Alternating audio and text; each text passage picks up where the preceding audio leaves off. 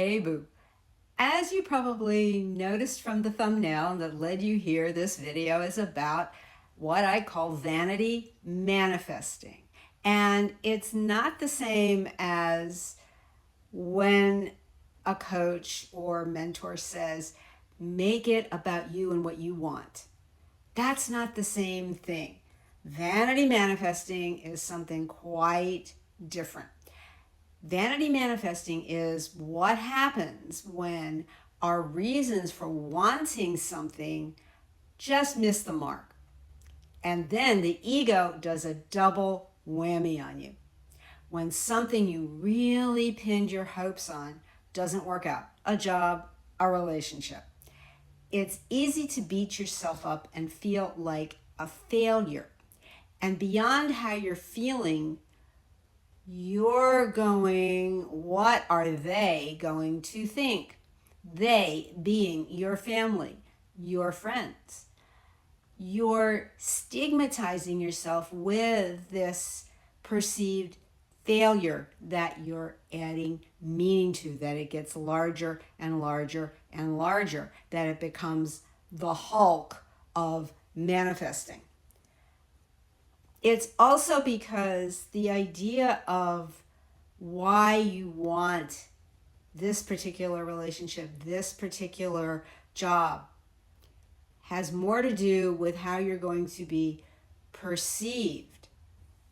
And it's like it's a pet project or something that's going to make you feel like you're excelling in some way, as opposed to the state of pure divine fulfillment that is what you are and what you do, that you have and imagine and live from the end of already having it, without going into something that's going to artificially puff up the ego, which is what the ego is saying, gimme, gimme.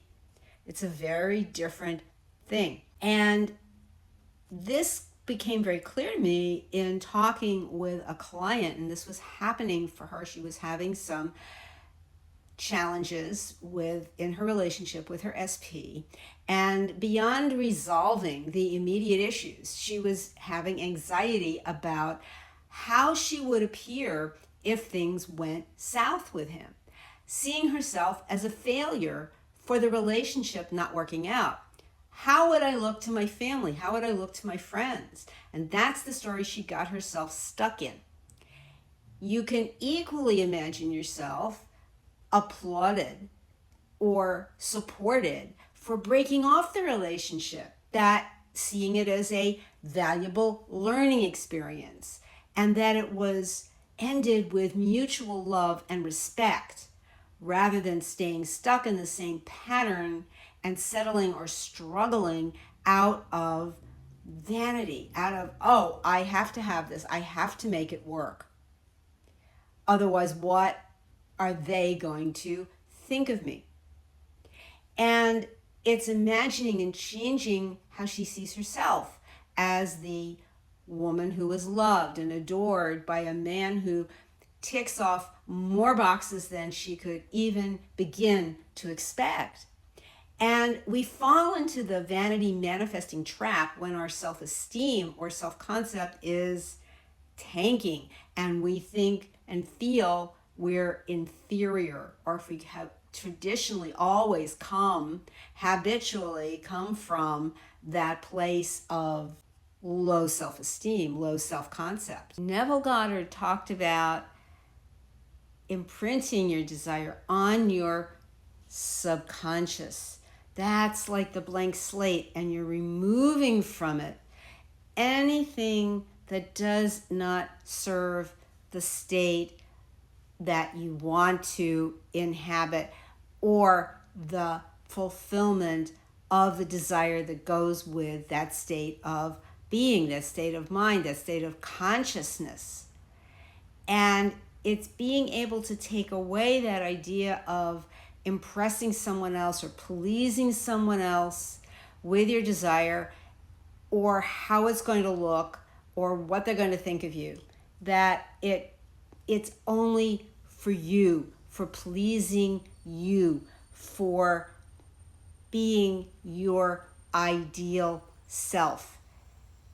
Neville also said this. He said, I urge you to assume that you are important, that you are wanted, that you are contributing to the world. For as you do, you move to a higher level of yourself.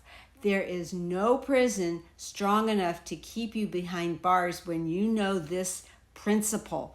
And that includes the prison of stigmatizing yourself or believing you're stigmatized by others.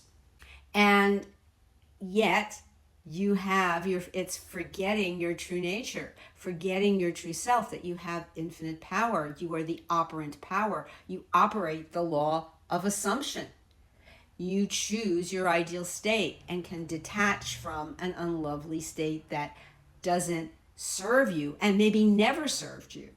But it's settling for less, settling for a state that no longer fits you.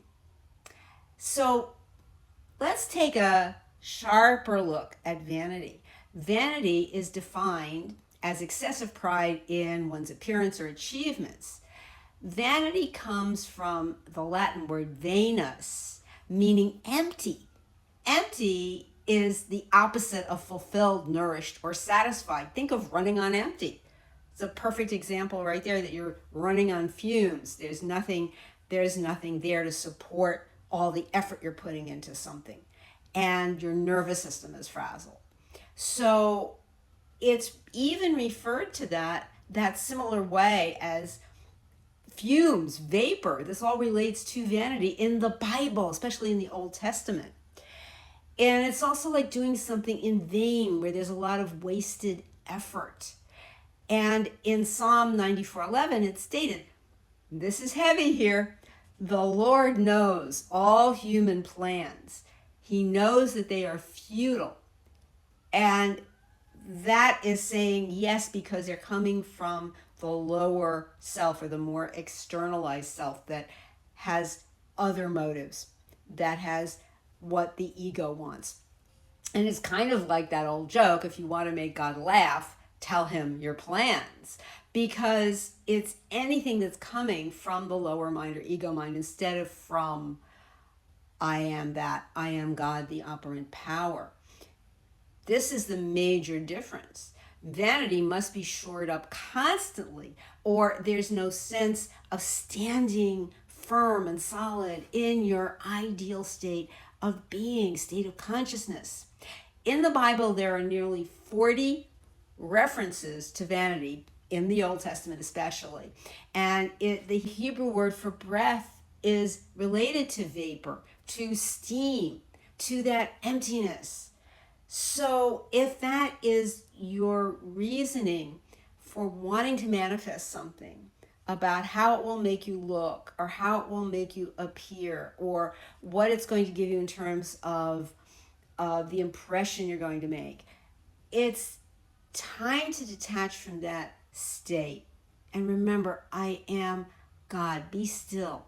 Be still. Quiet the mind. No, I am God. It's not really so much that it's, yes, we say the Father and I are one, and the Father is greater than I, so be still and know I am God, is a reference. Yes, it can be a reference to God the Father, the God self. But it can also be that reminder to yourself, to the ego mind, the monkey mind, be still, be quiet. No, that would be the I that is you. I am God. Note to self, I am God. You are the all. Thank you for watching. Love you, boo. Catch you in the next video.